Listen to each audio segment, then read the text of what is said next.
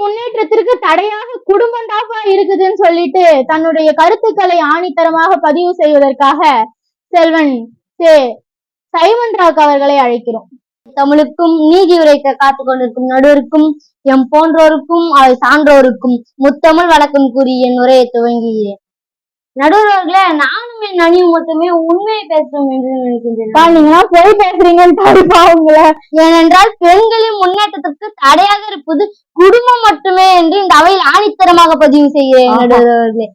நடுவர்களே, வீட்டிலேயே முடங்கி கிடந்த பெண்ணினத்தை முன்னேற்ற வேண்டும் என்று இந்த சமூகம் தான் போராடியது. இன்றைக்கும் கன்னியாகுமரியிலிருந்து காஷ்மீர் வரை எங்கு ஒரு பெண் பாதிக்கப்பட்டாலும் இந்த சமூகம் தான் போராடி கொண்டிருக்கிறது. மென்னினம் பேசியவர்கள் அனைவருமே சமூகத்தில் இருந்து வந்தவர்கள் தானே.